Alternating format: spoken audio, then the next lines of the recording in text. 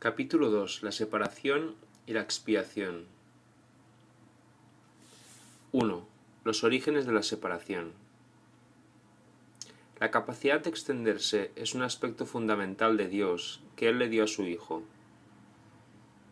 En la creación, Dios se extendió a sí mismo, a sus creaciones, y les infundió la misma amorosa voluntad de crear que Él posee. No solo fuiste plenamente creado, sino que fuiste creado perfecto. No existe vacuidad en ti. Debido a la semejanza que guardas con tu Creador, eres creativo.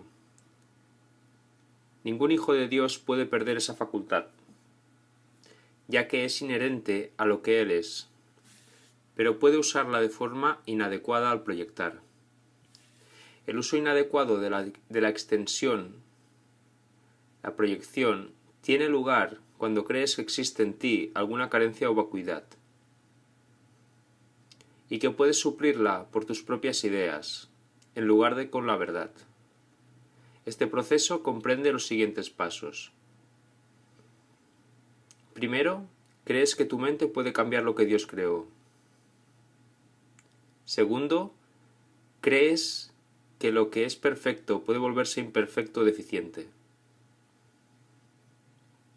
Tercero, crees que puedes distorsionar las creaciones de Dios, incluido tú. Cuarto, crees que puedes ser tu propio creador y que estás a cargo de la dirección de tu propia creación. Estas distorsiones relacionadas entre sí son un fiel reflejo de lo que realmente ocurrió en la separación o desvío hacia el miedo.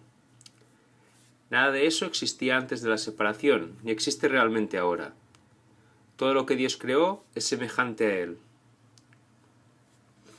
La extensión, tal como Dios la emprendió, es similar al resplandor interior que los hijos del Padre han heredado de Él. Su verdadera fuente se encuentra en su interior. Esto es tan cierto con respecto al Padre como al Hijo. En este sentido, la creación incluye tanto la creación del Hijo por Dios como las creaciones del Hijo una vez que su mente ha sanado. Esto requiere el libre albedrío, con el que Dios le dotó, ya que toda creación amorosa se otorga libremente en una línea continua en la que todos los aspectos tienen el mismo rango. El jardín del Edén, la condición que existía antes de la separación, era un estado mental en el que no se necesitaba nada. Cuando Adán dio oídos a las mentiras de la serpiente, lo único que oyó fueron falsedades. Tú no tienes que continuar creyendo lo que no es verdad, a no ser que así lo elijas. Todo ello puede literalmente desaparecer en un abrir y cerrar de ojos, porque no es más que una percepción falsa.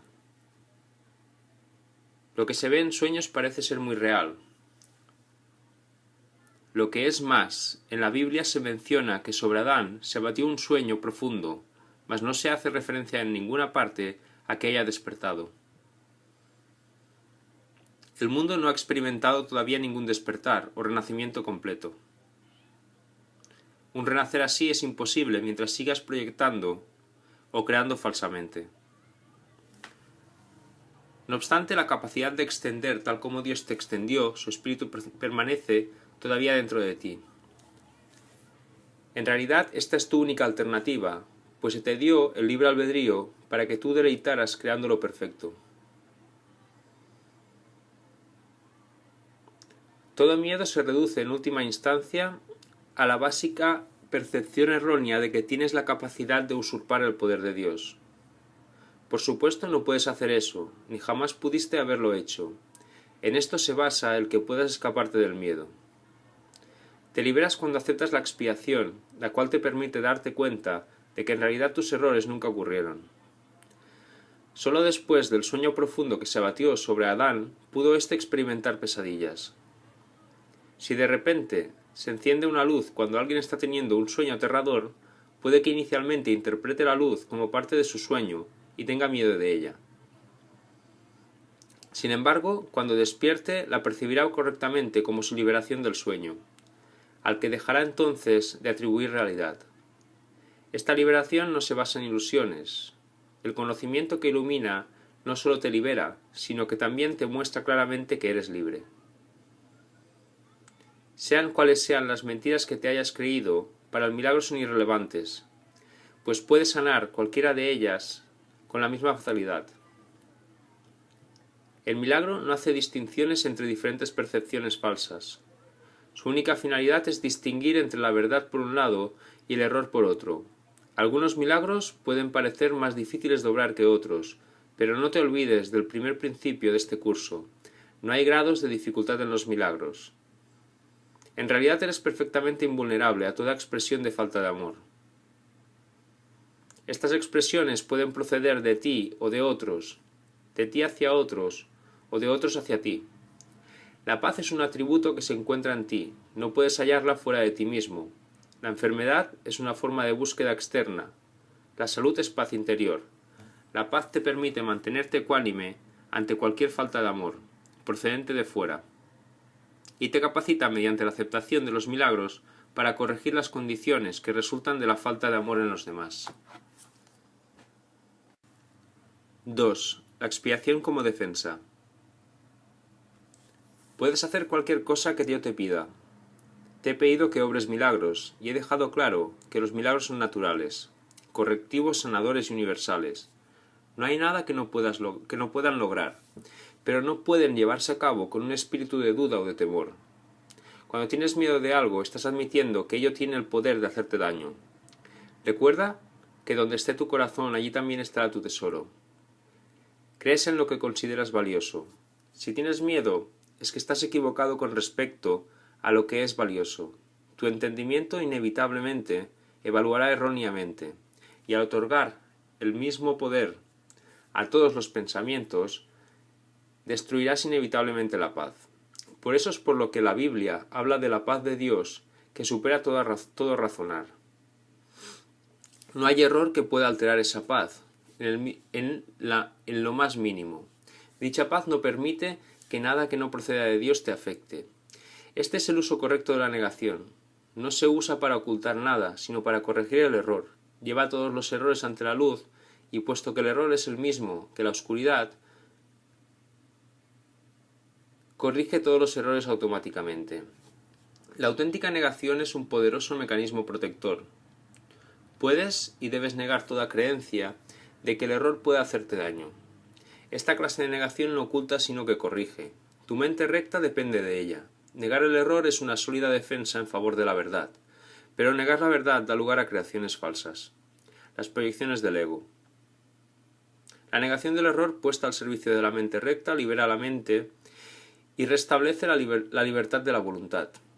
Cuando la voluntad es realmente libre no puede crear falsamente, porque solo reconoce la verdad. Puedes defender la verdad así como el error. Los medios son más fáciles de entender después de que se ha establecido firmemente el valor del objetivo. Pero lo que hay que tener en cuenta es cuál es su propósito. Todo el mundo defiende su tesoro, y lo hace automáticamente. Las preguntas esenciales son, pues, ¿qué es realmente importante para ti? ¿Y cuán importante lo es? Una vez que hayas aprendido a tener en cuenta estas preguntas y a tenerlas presentes en todas tus acciones, tendrás muy poca dificultad en clarificar los medios.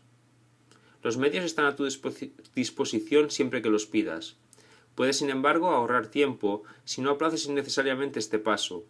Un enfoque correcto lo acortará enormemente. La expiación es la única defensa que no puede usarse destructivamente, porque no es un recurso que tú mismo hayas inventado. El principio de la expiación estaba en vigor mucho antes de que éste comenzara. El principio era el amor, y la expiación fue un acto de amor. Antes de la separación los actos eran innecesarios, porque no existía la creencia en el tiempo ni en el espacio. Fue sólo después de la separación cuando se planearon la expiación y las condiciones necesarias para su cumplimiento. Se necesitó entonces una defensa tan espléndida que fuese imposible usarla indebidamente, aunque fuese posible rechazarla. Su rechazo, no obstante, no podía convertirla en un arma de ataque, que es la característica intrínseca de otras defensas. La expiación, pues, resulta ser la única defensa que no es una espada de dos filos. Tan solo puede sanar. Tan solo puede sanar. La expiación se instituyó dentro de la creencia en el tiempo y en el espacio para fijar un límite a la necesidad de la creencia misma. y en última instancia para completar el aprendizaje. La expiación es la lección final. El aprendizaje en sí, al igual que las aulas donde tienen lugar, es temporal. La capacidad para aprender carece de valor cuando ya no hay necesidad de cambiar. Los que son eternamente creativos no tienen nada que aprender. Tú puedes aprender a mejorar tus percepciones y puedes convertirte progresivamente en un mejor alumno. De este modo, habrá cada vez más armonía entre la creación y tú. Pero la filiación en sí es una creación perfecta, y la perfección no tiene grados. El aprendizaje tiene sentido únicamente mientras se crea en diferencias. La evolución es un proceso en el que aparentemente pasas de una etapa a la siguiente. Corriges tus previos tropiezos yendo hacia adelante. Este proceso es realmente incomprensible en términos temporales, puesto que retornas a medida que avanzas. La expiación es el medio a través del cual puedes liberarte del pasado a medida que avanzas. La expiación desvanece los errores que cometiste en el pasado, haciendo de este modo innecesario el que sigas volviendo sobre tus pasos sin avanzar hacia tu retorno. En este sentido, la expiación ahorra tiempo, pero al igual que el milagro al que sirve, no lo abole. Mientras siga habiendo necesidad de expiación, seguirá habiendo necesidad de tiempo. Pero la expiación, en cuanto que plan que ya se ha completado, tiene una relación única con el tiempo. Hasta que la expiación no se complete, sus diversas fases evolucionarán en el tiempo, pero la expiación en su totalidad se encuentra al final del tiempo. En ese punto, el puente de retorno ya se ha construido. La expiación es un compromiso total. Puede que aún asocies esto con perder. Equivocación está que todos los hijos de Dios separados cometen de una u otra forma. Resulta difícil creer que una defensa que no puede atacar sea la mejor defensa. Eso es lo que se quiere decir con los mansos heredarán la tierra. Literalmente, se apoderarán de ella debido a su fortaleza. Una defensa de doble filo es intrínsecamente débil precisamente porque tiene dos filos, y puede volverse contra ti inesperadamente. Esta posibilidad no se puede controlar excepto con milagros. El milagro convierte la defensa de la expiación en tu verdadera protección, y a medida que adquieres más y más seguridad, asumes tu talento natural de proteger a otros, y reconociéndote simultáneamente como hijo y como hermano. 3. El altar de Dios. Solo puedes aceptar la expiación dentro de ti liberando la luz interior. Desde la separación las defensas se han usado casi exclusivamente para defender contra la expiación y mantener así vigente la separación. Generalmente esto se manifiesta como una necesidad de proteger el cuerpo. Las múltiples fantasías corporales a las que las mentes se entregan proceden de la creencia distorsionada de que el cuerpo puede usarse como un medio para alcanzar la expiación. Percibir al cuerpo como un templo es únicamente el primer paso en el proceso de corregir esta distorsión, ya que solo la altera en parte. Dicha percepción del cuerpo ciertamente reconoce que la expiación en términos físicos es imposible. El siguiente paso, no obstante, es darse cuenta de que un templo no es en modo alguno una estructura. Su verdadera santidad reside en el altar interior, en torno al cual se erige la estructura. Hacer hincapié en estructuras hermosas es señal de que se teme a la expiación y de que no se ha dispuesto a llegar al altar en sí. La auténtica belleza del templo no puede verse con los ojos físicos. La visión espiritual, por otra parte, al ser una visión perfecta, no puede ver la estructura en absoluto. Puede, no obstante, ver el altar con perfecta claridad. Para que la eficacia de la expiación sea perfecta, a ésta le corresponde estar en el centro del altar interior, desde donde subsana la separación y restituye la plenitud de la mente. Antes de la separación, la mente era invulnerable al miedo, ya que el miedo no existía. Tanto la separación como el miedo son creaciones falsas que tienen que deshacerse al fin de que se pueda restaurar el templo y abrir el altar para que reciba la expiación. Esto supone el fin de la separación, al poner dentro de ti la única defensa eficaz contra todo pensamiento de separación, haciendo de este modo que seas absolutamente invulnerable. El que todos acepten la expiación es solo cuestión de tiempo. Tal vez parezca que esto contradice su libre albedrío, dada la inevitabilidad de la decisión final, pero en realidad no es así. Puedes aplazar lo que tienes que hacer y eres capaz de enormes dilaciones, pero no puedes desvincularte completamente de tu Creador, quien fija los límites de tu capacidad para crear falsamente. Una voluntad aprisionada engendra una situación tal que llevada al extremo se hace completamente intolerable. La resistencia al dolor puede ser grande, pero no es ilimitada. A la larga todo el mundo empieza a reconocer, por muy vagamente que sea, que tiene que haber un camino mejor. A medida que este reconocimiento se arraiga más, acaba por convertirse en un punto decisivo en la vida de cada persona. Esto finalmente vuelve a despertar la visión espiritual y al mismo tiempo mitiga el apego a la visión física. Este alternar entre los dos niveles de percepción se experimenta normalmente como un conflicto que puede llegar a ser muy agudo. Aun así, el desenlace final es tan inevitable como Dios. La visión espiritual literalmente no puede ver el error, y busca simplemente la expiación. Todas las soluciones que los ojos del cuerpo buscan se desvanecen. La visión espiritual mira hacia adentro e inmediatamente se da cuenta de que el altar ha sido profanado y de que necesita ser reparado y protegido. Perfectamente consciente de la defensa apropiada, la visión espiritual pasa por alto todos los demás y mira más allá del error hacia la verdad. Debido a la fuerza de su visión, pone a la mente a su servicio. Esto restablece el poder de la mente y hace que las demoras le resulten cada vez más intolerables al darse cuenta de que lo único que hacen es añadir dolor innecesario. Como resultado de ello, la mente se vuelve cada vez más sensible a lo que antes habría considerado solo pequeñas molestias. Los hijos de Dios tienen derecho al perfecto bienestar que resulta de tener perfecta confianza. Hasta que no logran esto, se agotan a sí mismos y desperdician sus verdaderos poderes creativos en fútiles intentos de obtener un mayor bienestar valiéndose de medios inadecuados. Sin embargo, los medios reales ya les han sido provistos y no requieren esfuerzo alguno por su parte. La expiación es la única ofrenda digna de ser ofrecida en el altar de Dios, debido al valor que el altar en sí tiene. Fue creado perfecto y es absolutamente digno de recibir protección. Entre Dios y sus creaciones existe una perfecta interdependencia. Él depende de ellas porque las creó perfectas. Le dio su paz para que nada las pudiese alterar ni engañar.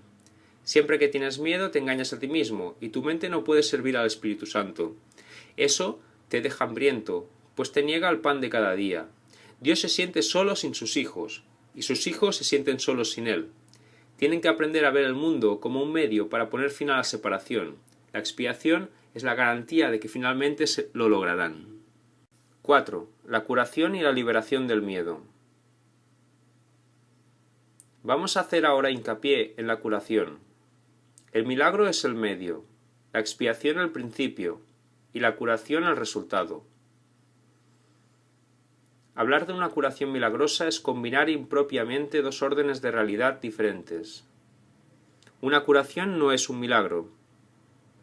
La expiación, el último milagro, es un remedio, y cualquier clase de curación es su resultado. Es irrelevante a qué clase de error se aplique la expiación. Toda curación es esencialmente una liberación del miedo. Para poder llevarla a cabo, tú mismo debes estar libre de todo miedo. No entiendes lo que es la curación debido a tu propio miedo. Un paso importante en el plan de la expiación es deshacer el error en todos los niveles. La enfermedad o mentalidad no recta es el resultado de una confusión de niveles, pues siempre comporta la creencia de que lo que está mal en un nivel puede afectar adversamente a otro. Nos hemos referido a los milagros como un medio de corregir la confusión de niveles, ya que todos los errores tienen que corregirse en el mismo nivel en que se originaron. Solo la mente puede errar. El cuerpo solo puede actuar equivocadamente cuando está respondiendo a un pensamiento falso. El cuerpo no puede crear, y la creencia de que puede, error básico, da lugar a todos los síntomas físicos. Las enfermedades físicas implican la creencia en la magia. La distorsión que dio lugar a la magia se basa en la creencia de que existe una capacidad creativa en la materia que la mente no puede controlar. Este error puede manifestarse de dos formas. Se puede creer que la mente puede crear falsamente en el cuerpo, o que el cuerpo puede crear falsamente en la mente. Cuando se comprende que la mente, el único nivel de creación, no puede crear más allá de sí misma, ninguno de esos dos tipos de confusión tiene por qué producirse. Solo la mente puede crear porque el espíritu ya fue creado, y el cuerpo es un recurso de aprendizaje al servicio de la mente. Los recursos de aprendizaje no son lecciones en sí mismo. Su propósito es simplemente facilitar el aprendizaje. Lo peor que puede ocurrir cuando se usan indebidamente es que no lo faciliten. De por sí un recurso de aprendizaje no tiene poder para producir verdaderos errores en el aprendizaje. El cuerpo, si se le entiende correctamente, comparte la invulnerabilidad de la expiación, en lo que respecta a las defensas de doble filo. Ello es así, no porque sea un milagro, sino porque de por sí no da lugar a interpretaciones falsas. El cuerpo es sencillamente parte de tu experiencia en el mundo físico. Se puede exagerar el valor de sus capacidades y con frecuencia se hace. Sin embargo, es casi imposible negar su existencia en este mundo. Los que lo hacen se dedican a una forma de negación particularmente inútil. En este caso, el término inútil significa únicamente que no es necesario proteger a la mente negando lo no mental. Si uno niega este desafortunado aspecto del poder de la mente, está negando también el poder del mismo. Todos los remedios materiales que aceptas como medicamentos para los males corporales son reafirmaciones de principios mágicos. Este es el primer paso que nos conduce a la creencia de que el cuerpo es el causante de sus propias enfermedades. El segundo paso en falso es tratar de curarlo por medios de agentes no creativos. Esto no quiere decir, sin embargo, que el uso de tales agentes con propios correctivos sean censurables. A veces la enfermedad tiene tan aprisionada la mente que temporalmente le impide a la persona tener acceso a la expiación. En ese caso, tal vez sea prudente usar un enfoque conciliatorio entre el cuerpo y la mente, en el que algo externo se le adjudica temporalmente la creencia de que puede curar. Esto se debe a que lo que menos puede ayudar al que no está en su mente recta o al enfermo es hacer algo que aumente su miedo. De por sí ya se encuentra en un estado debilitado debido a este. Exponerle prematuramente a un milagro podría precipitarlo al pánico, lo cual es muy probable que ocurriese en aquellos casos en que la percepción invertida ha dado lugar a la creencia de que los milagros son algo temible. El valor de la expiación no reside en la manera en que ésta se expresa. De hecho, si se usa acertadamente, será expresada inevitablemente en la forma que le resulte más beneficiosa a aquel que la va a recibir. Esto quiere decir que para que un milagro sea lo más eficaz posible, tiene que ser expresado en un idioma que el que lo ha de recibir pueda entender sin miedo. Esto no significa que ese sea necesariamente el más alto nivel de comunicación de que dicha persona es capaz. Significa, no obstante, que ese es el más alto nivel de comunicación de que es capaz ahora. El propósito del milagro es elevar el nivel de comunicación, no reducirlo mediante un aumento del miedo. 5. La función del obrador de milagros. Antes de que los obradores de milagros estén listos para emprender su función en este mundo, es esencial que comprendan cabalmente el miedo que se le tiene a la liberación. De lo contrario, podrían fomentar inadvertidamente la creencia de que la liberación significa aprisionamiento, creencia que de por sí ya es muy prevaleciente. Esta percepción errónea procede a su vez de la creencia de que el daño puede limitarse solo al cuerpo. Ello se debe al miedo subyacente de que la mente puede hacerse daño a sí misma. Ninguno de esos errores es significativo, ya que las creaciones falsas de la mente en realidad no existen. Este reconocimiento es un recurso protector mucho más eficaz que cualquier forma de confusión de niveles, porque introduce la corrección al mismo nivel del error. Es esencial recordar que solo la mente puede crear y que la corrección solo puede tener lugar en el nivel del pensamiento. Para ampliar algo que ya se mencionó anteriormente, el espíritu ya es perfecto y por lo tanto no requiere corrección. El cuerpo no existe, excepto como un recurso de aprendizaje al servicio de la mente. Este recurso de aprendizaje de por sí no comete errores, porque no puede crear. Es obvio, pues, que inducir a la mente a que renuncie a sus creaciones falsas es la única aplicación de la capacidad creativa que realmente tiene sentido. La magia es el uso insensato o malcreativo de la mente. Los medicamentos físicos son una forma de hechizo, pero si tienes miedo de usar la mente para curar, no debes intentar hacerlo. El hecho mismo de que tengas miedo hace que tu mente sea vulnerable a crear falsamente. Es probablemente, por lo tanto, que no entiendas correctamente cualquier curación que pueda producirse. Y puesto que el egocentrismo ya va normalmente acompañado de miedo, tal vez no puedas aceptar la verdadera fuente de la curación. En tal caso, es menos arriesgado depender temporalmente de artificios curativos físicos, ya que no puedes percibirlos erróneamente como tus propias creaciones. Mientras tu sensación de vulnerabilidad persista, no debes intentar obrar milagros. He dicho ya que los milagros son expresiones de una orientación milagrosa, y una orientación milagrosa no es otra cosa que una mentalidad recta. Los que poseen una mentalidad recta no exaltan ni menosprecian la mente del que obra milagros, ni la del que los recibe. En cuanto que medio de corrección, sin embargo, el milagro no tiene que esperar a que él que los ha de recibir goce de una mentalidad recta. De hecho, su propósito es restituirle su mente recta.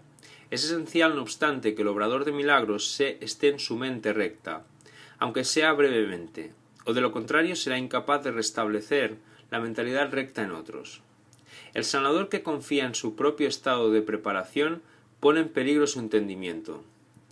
Estás perfectamente a salvo siempre que no te preocupes en absoluto por tu estado de preparación, pero mantengas firme confianza en el mío.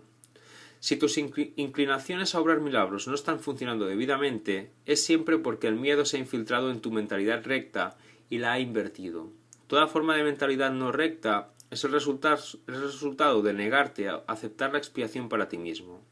Si la aceptases, estarías en una posición desde la que podrías reconocer que los que tienen necesidad de curación son simplemente aquellos que aún no se han dado cuenta de que la mentalidad recta es en sí la curación. La única responsabilidad del obrador de milagros es aceptar la expiación para sí mismo. Esto significa que reconoces que la mente es el único nivel creativo y que la expiación puede sanar sus errores. Una vez que hayas aceptado esto, tu mente podrá solamente sanar. Al negarle a tu mente cualquier potencial destructivo y restituir de nuevo sus poderes estrictamente constructivos, te colocas en una posición desde la que puedes eliminar la confusión de niveles en otros. El mensaje que entonces les comunicas es el hecho irrefutable de que sus mentes son igualmente constructivas y de que sus creaciones falsas no pueden hacerles daño. Al afirmar esto, liberas a tu mente de la tendencia a exagerar el valor de su propio recurso de aprendizaje y la restituyes a su verdadero papel de estudiante. Debe subrayarse nuevamente que el cuerpo le resulta tan imposible aprender como crear.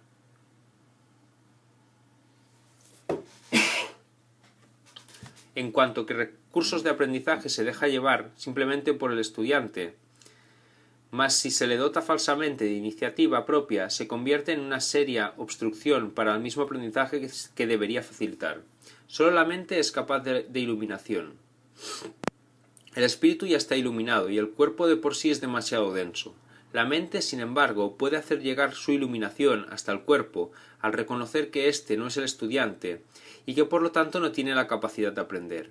Es muy fácil, no obstante, poner al cuerpo en armonía con la mente una vez que ésta ha aprendido a mirar más allá de la luz, de él hacia la luz. El aprendizaje que verdaderamente corrige comienza siempre con el despertar del espíritu y con el rechazo de la fe en la visión física. Esto frecuentemente entraña temor, ya que tienes miedo de lo que tu visión espiritual te mostraría. Anteriormente dije que el Espíritu Santo no puede ver errores y que sólo puede mirar más allá de ellos hacia la defensa de la expiación. No cabe duda de que esto puede producir incomodidad, mas la incomodidad no es el resultado final de la percepción. Cuando se le permite al Espíritu Santo contemplar la profanación del altar, Él mira de inmediato también hacia la expiación. Nada que él perciba puede producir miedo. Todo lo que resulta de la conciencia espiritual simplemente se canaliza hacia la corrección. La incomodidad se manifiesta únicamente para atraer a la conciencia la necesidad de corrección. El miedo a la curación surge en última instancia de no estar uno completamente dispuesto a aceptar que la curación es necesaria. Lo que el ojo físico ve no es correctivo, ni tampoco es posible corregir el error mediante ningún medio físicamente visible. Mientras creas en lo que tu visión física te muestra, tus intentos de corregir procederán de un falso asesoramiento. La verdadera visión queda nublada porque te resulta intolerable ver tu propio altar profanado. Mas como el altar ha sido profanado, tu estado se torna doblemente peligroso, a menos que percibas que así ha sido. Curar es una habilidad que se desarrolla después de la separación, antes de la cual era innecesaria. Es temporal, al igual que todos los aspectos de la creencia en el tiempo y en el espacio. Mientras el tiempo continúe, no obstante, la curación seguirá siendo necesaria como medio de protección. Esto se debe a que la curación se basa en la caridad, y la caridad es una forma de percibir la perfección en otro, aun cuando no puedas percibirla en ti mismo. La mayoría de los conceptos más elevados que ahora eres capaz de concebir dependen del tiempo. La caridad en realidad no es más que un pálido reflejo de un amor mucho más poderoso y todo abarcador, el cual está mucho más allá de cualquier forma de caridad que te hayas podido imaginar hasta ahora. La caridad es esencial para la mentalidad recta, aun en la pequeña medida en que ahora puedas alcanzarla. La caridad es una manera de ver a otro como si ya hubiese llegado mucho más allá de lo que en realidad ha logrado en el tiempo hasta ahora. Puesto que su pensamiento tiene fallos, no puede ver que la expiación es para él, pues de otro modo no tendría necesidad de caridad. La caridad que se le concede es a la vez una confirmación de que necesitas ayuda, así como el reconocimiento de que la aceptará.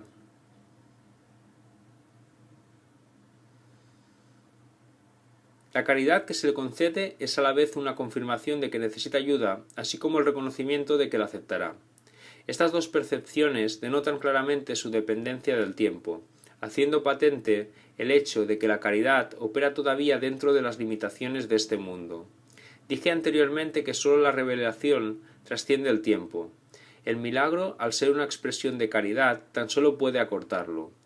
Hay que entender, no obstante, que cuando le ofreces un milagro a otro, estás acortando su sufrimiento y el tuyo. Esto corrige tanto retroactivamente como progresivamente.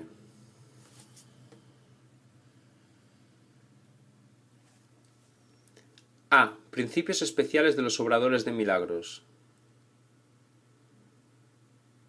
1. El milagro elimina la necesidad de tener preocupaciones de rango inferior, puesto que es un intervalo de tiempo que está fuera de las coordenadas temporales, en las que normalmente operamos. Las consideraciones normales con respecto al tiempo y el espacio no le afectan. Cuando obres un milagro, yo haré los arreglos necesarios para que el tiempo y el espacio se ajusten a él. 2. Es esencial hacer una clara distinción entre lo que se crea y lo que se fabrica. Toda forma de curación se basa en esta corrección fundamental de percepción de niveles. 3. Nunca confundas la mentalidad recta con la mentalidad errada. Reaccionar ante cualquier clase de error, de cualquier forma que no sea con un deseo de sanar, es una expresión de esa confusión. 4. El milagro es siempre la negación de ese error y la afirmación de la verdad. Solo la mentalidad recta puede corregir de forma que sus efectos sean reales. De hecho, lo que no produce efectos reales en realidad no existe. Sus efectos, por lo tanto, son nulos. Al no tener contenido substancial, se presta a ser proyectado. 5. El poder del milagro para ajustar niveles genera la percepción correcta, que da lugar a la curación.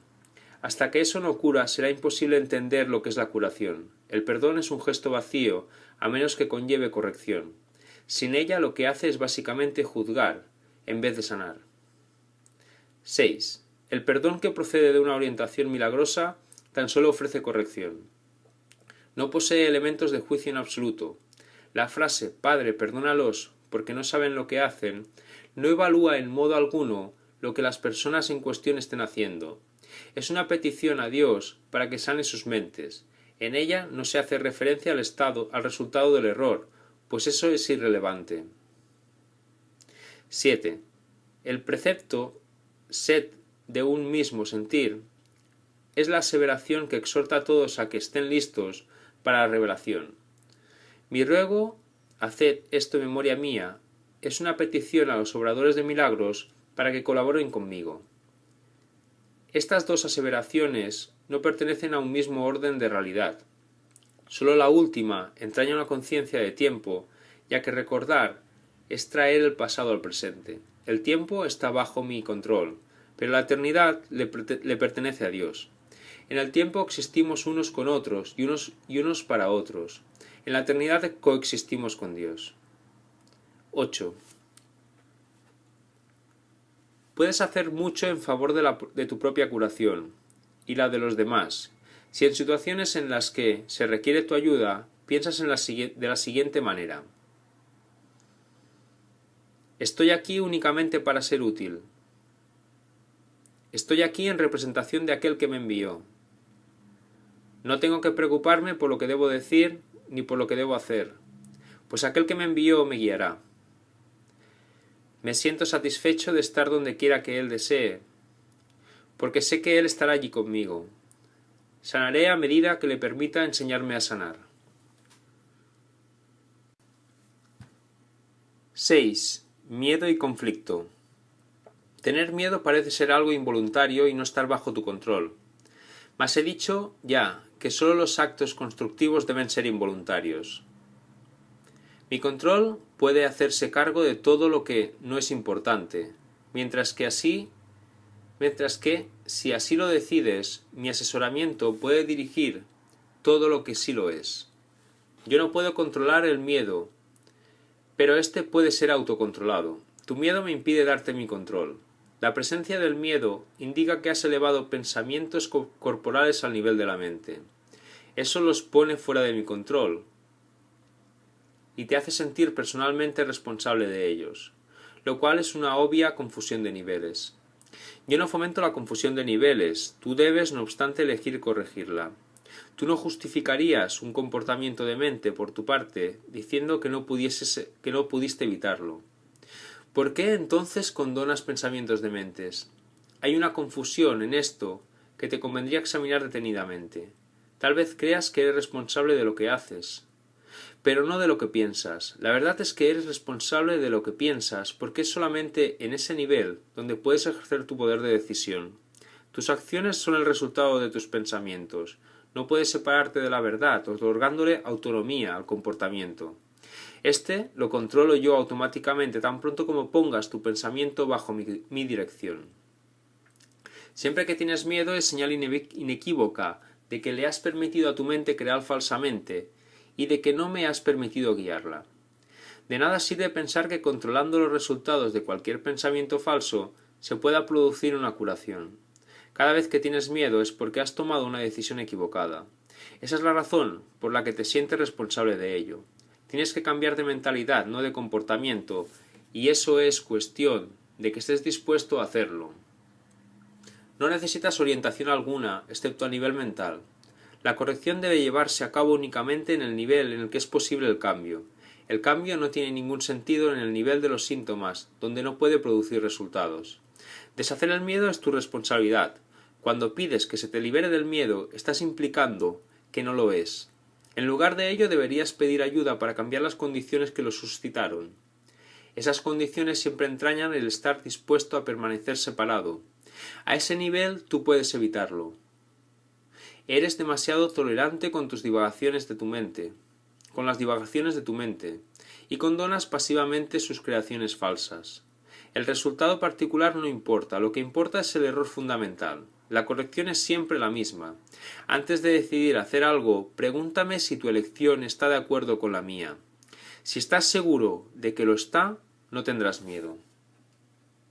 El miedo es siempre un signo de tensión que surge cuando hay conflicto entre lo que deseas y lo que haces. Esta situación se presenta de dos maneras. Primera, puedes elegir hacer cosas conflictivas, ya sea simultánea o sucesivamente.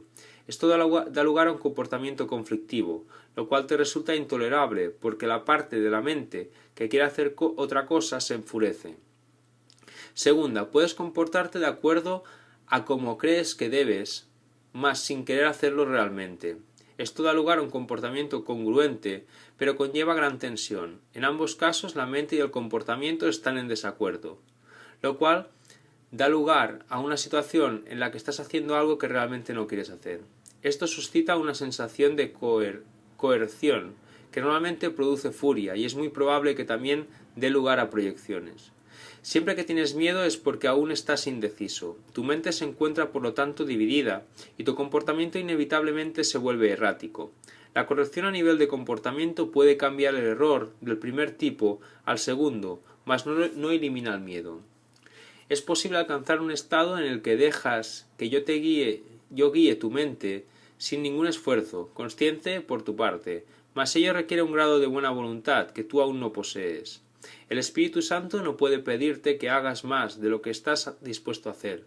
La fuerza para hacer lo que Él te pide procede de una firme resolución por tu parte. Hacer la voluntad de Dios no produce ninguna tensión, una vez que reconoces que su voluntad es también la tuya. La lección en este caso es muy sencilla, aunque muy fácil de pasar por alto. Voy por lo tanto a repetirla y te exhorto a que escuches atentamente. Solo tu mente puede producir miedo.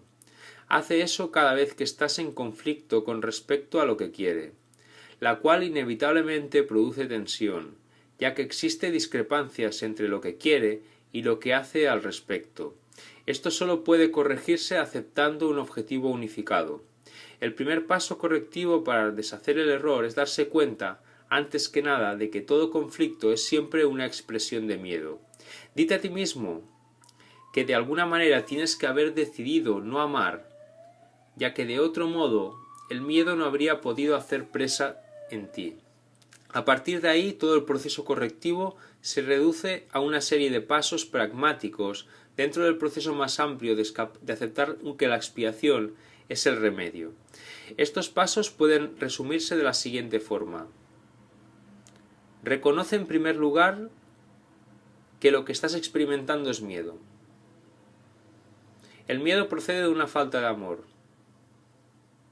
El único remedio para la falta de amor es el amor perfecto. Y el amor perfecto es la expiación. He subrayado que el milagro, la expresión de la expiación, es siempre un gesto de respecto de que es digno para con otro que también es digno. El reconocimiento de esa dignidad lo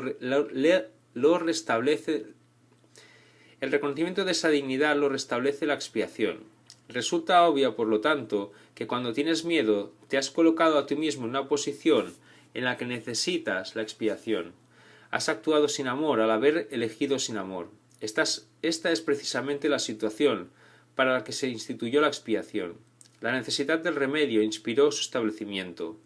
Mientras te limites a reconocer únicamente la necesidad del remedio, seguirás teniendo miedo. Sin embargo, tan pronto como aceptes el remedio, habrás deshecho el miedo. Así es como tiene lugar la verdadera curación. Todo el mundo experimenta miedo. Sin embargo, no se requeriría más que una pequeña dosis de recto pensar para que uno pudiese darse cuenta de por qué se produce. Son muy pocos los que aprecian el verdadero poder de la mente, y nadie permanece totalmente consciente de él todo el tiempo. No obstante, si esperas librarte del miedo, hay algunas cosas que debes comprender y comprender plenamente. La mente es muy poderosa y jamás pierde su fuerza creativa, nunca duerme. Estás creando continuamente. Es difícil reconocer la oleada de poder que resulta de la combinación de pensamiento y creencia, la cual puede literalmente mover montañas.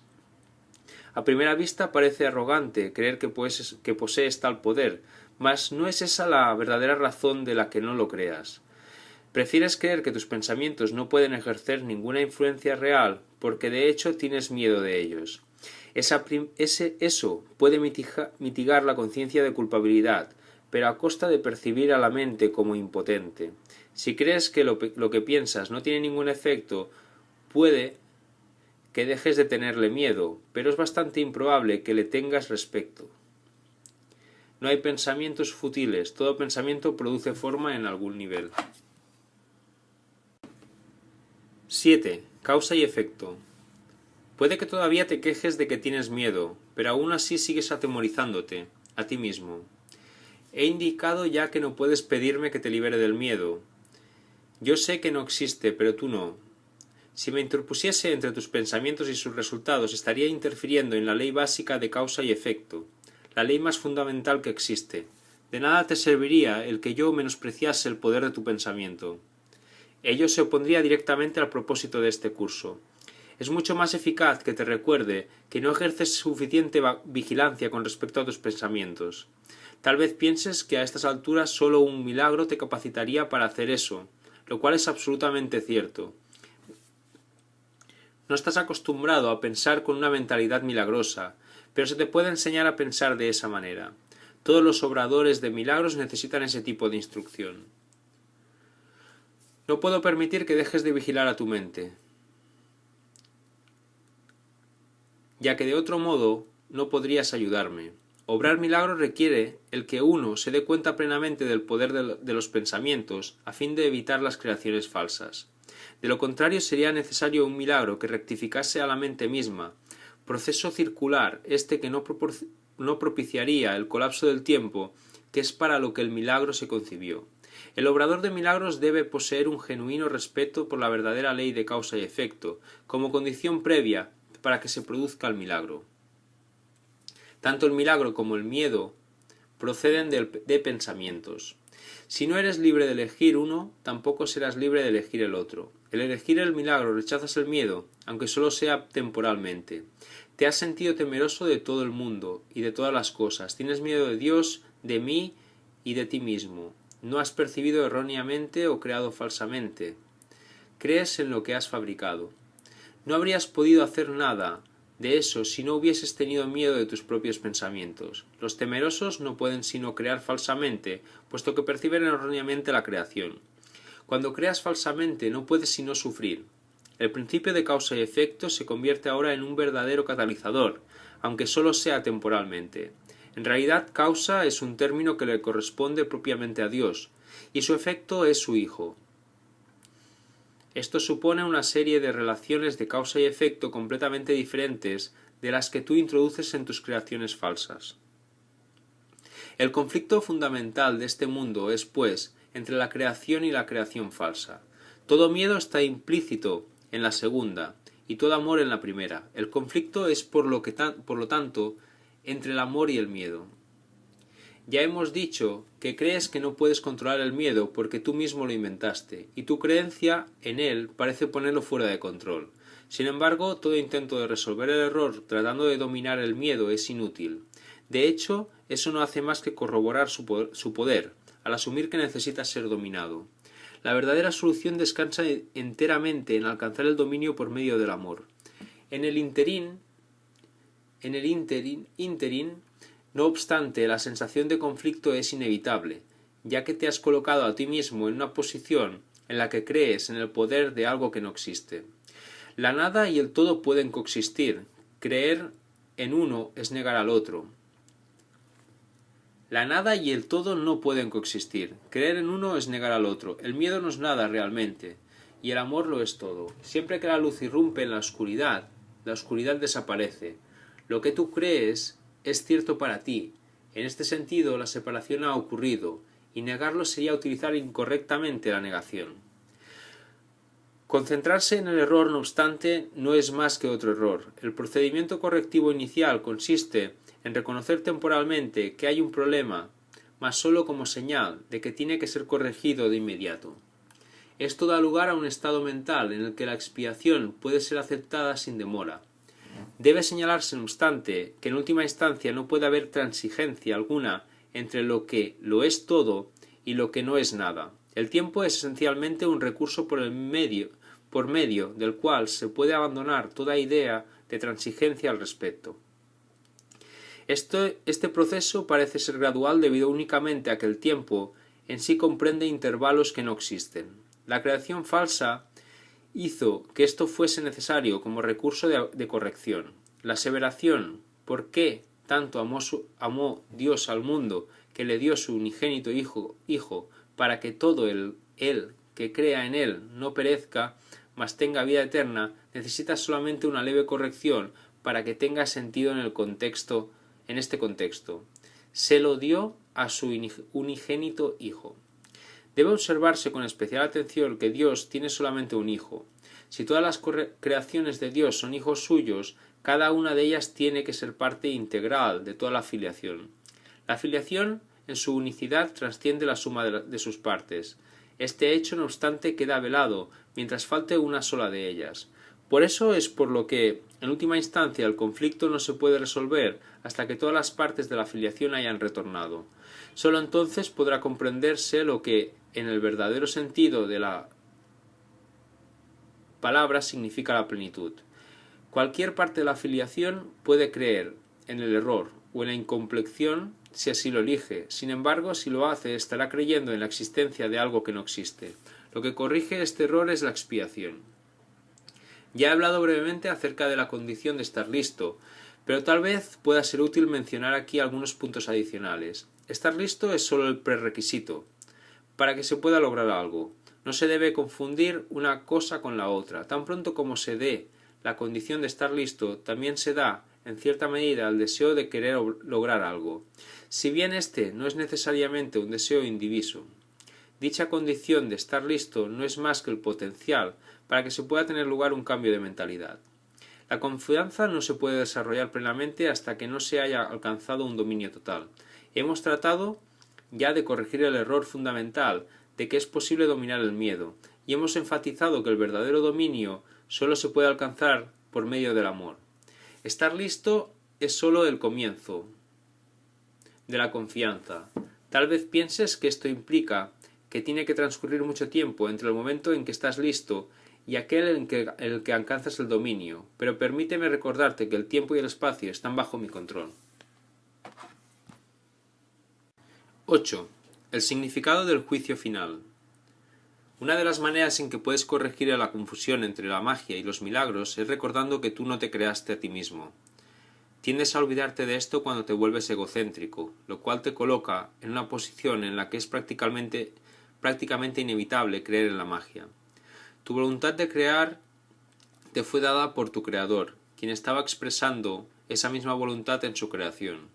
Puesto que la capacidad de crear reside en la mente, todo lo que creas es necesariamente una cuestión de voluntad. De ello se desprende también que lo que haces por tu cuenta es real para ti, mas no lo es en la mente de Dios. Esta distinción básica conduce directamente al verdadero significado del juicio final. El juicio final es una de las ideas más atemorizantes de tu sistema de pensamiento. Eso se debe a que no entiendes lo que es. Juzgar no es un atributo de Dios. El juicio final se originó a raíz de la separación, como uno de los muchos recursos de aprendizaje que se incluyeron en el plan general. Del mismo modo en que la separación abarcó un periodo de millones de años, así el juicio final se extenderá por un periodo igualmente largo, o tal vez aún más largo. Su duración, no obstante, puede acortarse enormemente mediante los milagros, el recurso que acorta el tiempo, pero que no lo abole. Si un número suficiente de nosotros llega a alcanzar una mentalidad verdaderamente milagrosa, este proceso de acortar el tiempo puede llegar a ser virtualmente inconmensurable. Es esencial, no obstante, que te liberes a ti mismo del miedo cuanto antes, pues tienes que escapar del conflicto si es que has de llevar paz a otras mentes. Por lo general se considera al juicio final como un proceso de que Dios emprendió, pero en realidad son mis hermanos quienes lo emprenderán con mi ayuda. El juicio final es la última curación. En vez de un reparto de castigos, por muchos que piensan que los castigos son merecidos, el castigo es un concepto completamente opuesto a la mentalidad recta. Y el objetivo del juicio final es restituirte tu mentalidad recta. Se podría decir que el juicio final es un proceso de correcta evaluación. Significa simplemente que todos llegarán por fin a entender qué es lo que tiene valor y qué es lo que no lo tiene.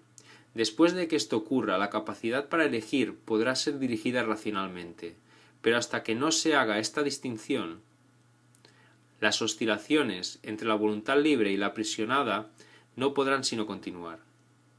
El primer paso hacia la libertad comprende separar lo falso de lo verdadero. Este es un proceso de separación en el sentido constructivo de la palabra. y refleja el verdadero significado del Apocalipsis. Al final, cada cual contemplará sus propias creaciones y elegirá conservar solo lo bueno, tal como Dios mismo contempló lo que había creado y vio que era bueno. A partir de ahí, la mente podrá comenzar a contemplar sus propias creaciones con amor por razón del mérito que tienen. Al mismo tiempo, la mente repudiará inevitablemente sus creaciones falsas que, en ausencia de la creencia que las originó, dejarán de existir. El término juicio final ajustará no sólo porque ha sido proyectado sobre Dios. El término juicio final asusta no sólo porque ha sido proyectado sobre Dios, sino también por la asociación de la palabra final con la muerte. Este es un ejemplo sobresaliente de la percepción invertida. Si se examina objetivamente el significado del juicio final, queda muy claro que en realidad es el umbral de la vida. Nadie que viva atemorizado puede estar realmente vivo. No te puedes someter a ti mismo a tu propio juicio final, porque tú no te creaste a ti mismo. Puedes, no obstante, aplicarlo significativamente, y en cualquier momento, a todo lo que has fabricado, y retener en la memoria solo lo creativo y lo bueno. Eso es lo que tu mentalidad recta no puede sino dictar. El único propósito del tiempo es darte tiempo para alcanzar ese juicio, el cual no es otra cosa que el juicio perfecto con respecto a tus propias creaciones perfectas. Cuando todo lo que retengas en la memoria sea digno de amor, no habrá ninguna razón para que sigas teniendo miedo. Ese es tu papel en la expiación. Tener en cuenta estas preguntas y a tenerlas presentes en todas tus acciones, tendrás muy poca dificultad en clarificar los medios. Los medios están a tu disposición siempre que los pidas. Puedes, sin embargo, ahorrar tiempo si no aplaces innecesariamente este paso. Un enfoque correcto lo acortará enormemente. La expiación es la única defensa que no puede usarse destructivamente, porque no es un recurso que tú mismo hayas inventado. El principio de la expiación estaba en vigor mucho antes de que éste comenzara. El principio era el amor, y la expiación fue un acto de amor. Antes de la separación los actos eran innecesarios, porque no existía la creencia en el tiempo ni en el espacio. Fue sólo después de la separación cuando se planearon la expiación y las condiciones necesarias para su cumplimiento. Se necesitó entonces una defensa tan espléndida que fuese imposible usarla indebidamente, aunque fuese posible rechazarla. Su rechazo, no obstante, no podía convertirla en un arma de ataque, que es la característica intrínseca de otras defensas. La expiación, pues, resulta ser la única defensa que no es una espada de dos filos, tan solo puede sanar.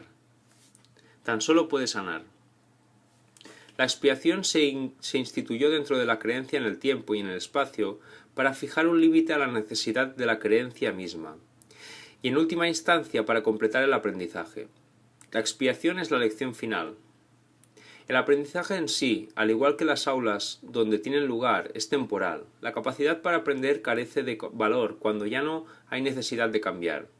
Los que son eternamente creativos no tienen nada que aprender. Tú puedes aprender a mejorar tus percepciones y puedes convertirte progresivamente en un mejor alumno. De este modo, habrá cada vez más armonía entre la creación y tú. Pero la filiación en sí es una creación perfecta, y la perfección no tiene grados. El aprendizaje tiene sentido únicamente mientras se crea en diferencias. Puedes escaparte del miedo. Te liberas cuando aceptas la expiación, la cual te permite darte cuenta de que en realidad tus errores nunca ocurrieron.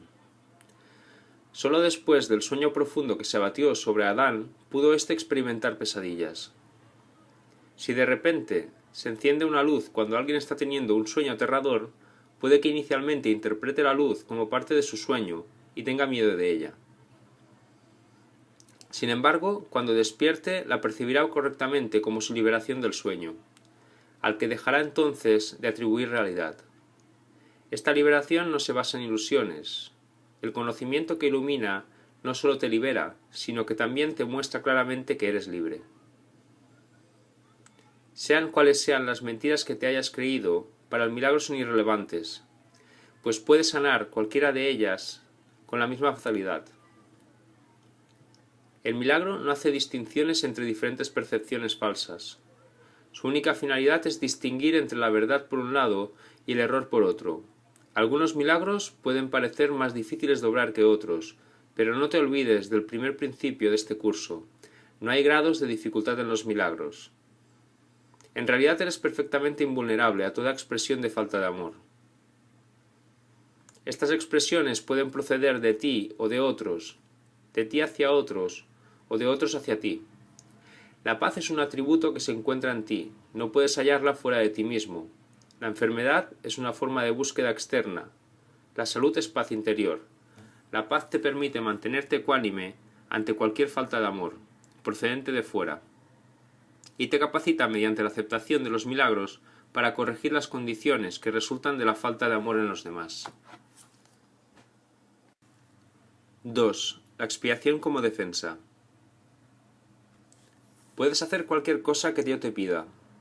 Te he pedido que obres milagros, y he dejado claro que los milagros son naturales, correctivos, sanadores y universales.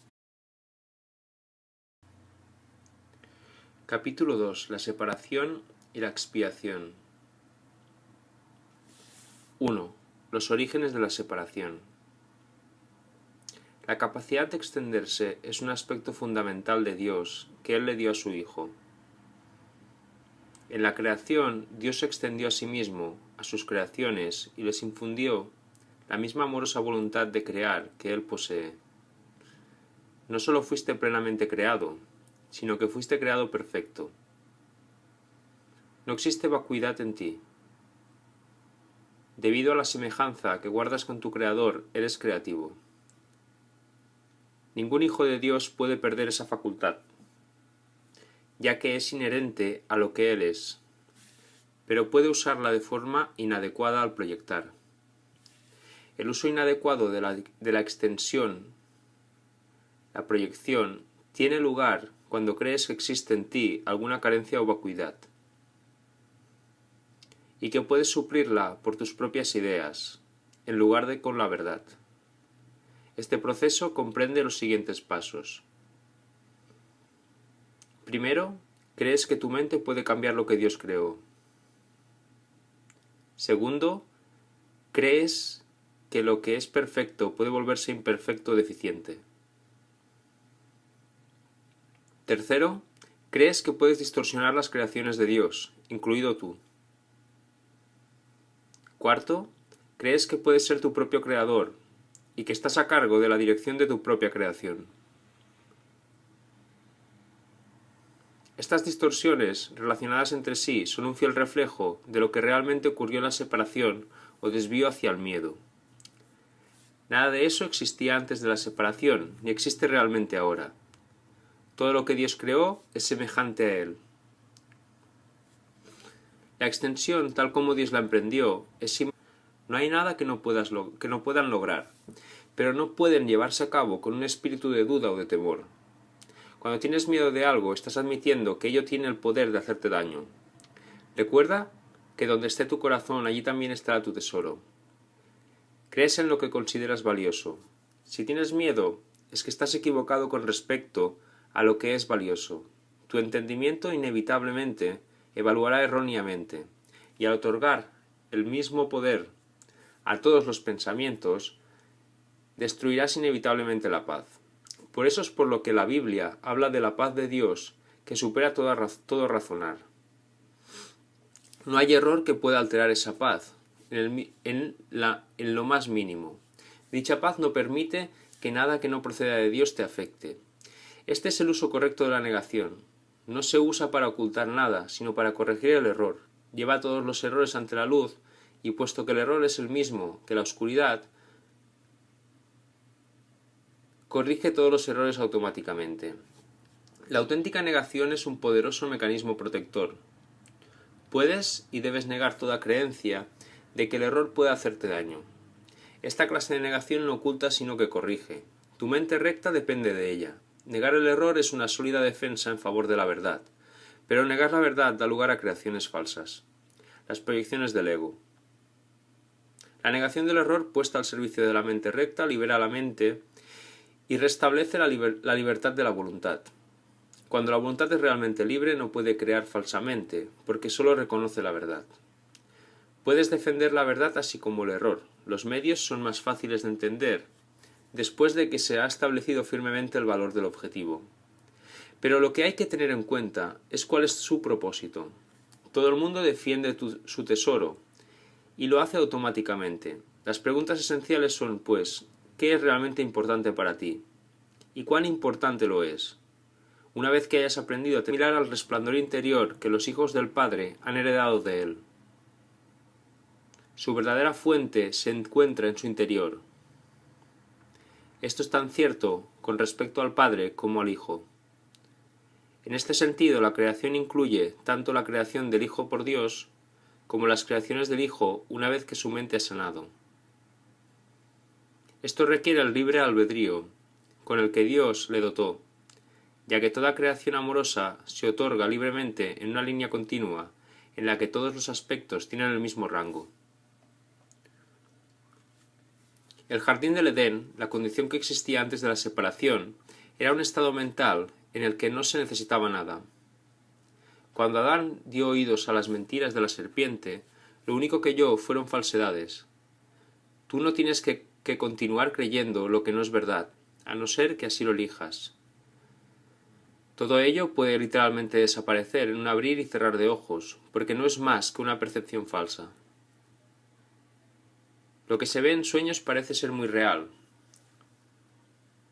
Lo que es más, en la Biblia se menciona que sobre Adán se abatió un sueño profundo, mas no se hace referencia en ninguna parte a que haya despertado. El mundo no ha experimentado todavía ningún despertar o renacimiento completo. Un renacer así es imposible mientras sigas proyectando o creando falsamente. No obstante, la capacidad de extender tal como Dios te extendió, su espíritu permanece todavía dentro de ti.